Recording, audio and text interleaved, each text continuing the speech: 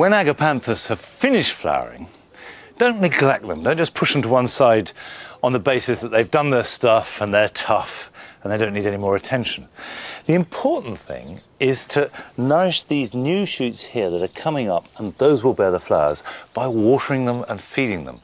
In fact, a lot of people complain that their agapanthus go blind. They don't produce flowers, and as often as not, it's because they are too dry in the preceding autumn. They must be watered right up until winter. So once a week, give them a good soak and give them a feed. Something like comfrey or seaweed that's high potash every 3 weeks, and that will give you better flowers next year.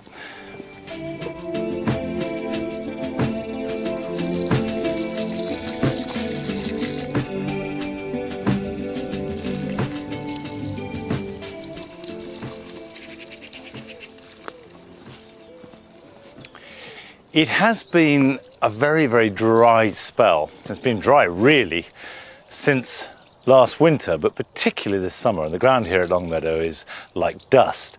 Nevertheless, things that you would expect at this time of year to be needing a lot of moisture are doing all right. For instance, the squashes, which I planted on tripods. The key thing is, I think, with these, as with one or two other things, is that they've had lots and lots of organic material underneath them, and that's held what moisture they have been able to have. And that's certainly the case with celery and celeriac.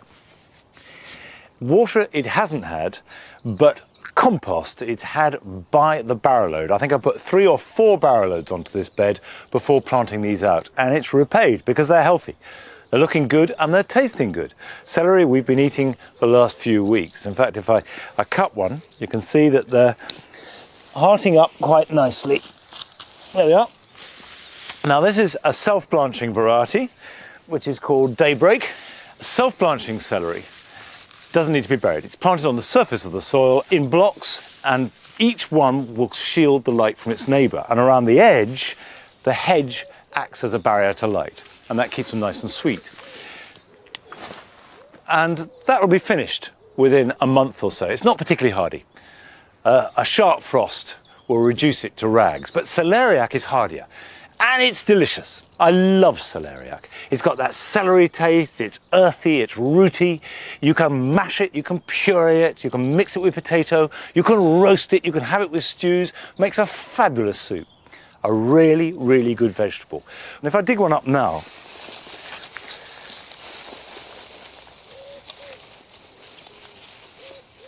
they're not ready to eat yet, they haven't swollen up. And there's another 6 weeks or so for that to go on growing. Now, if I cut the leaves off and cut the roots off, oh, it smells good. That's all I'm left with, practically nothing.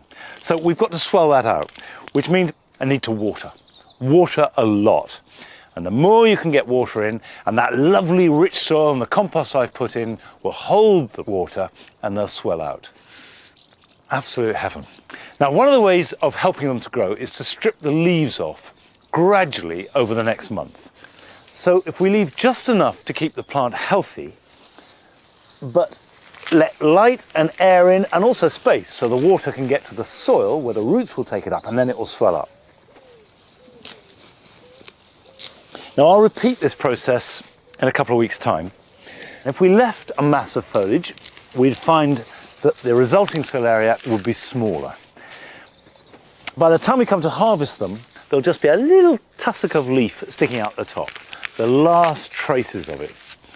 And all the goodness will be in the basal plate.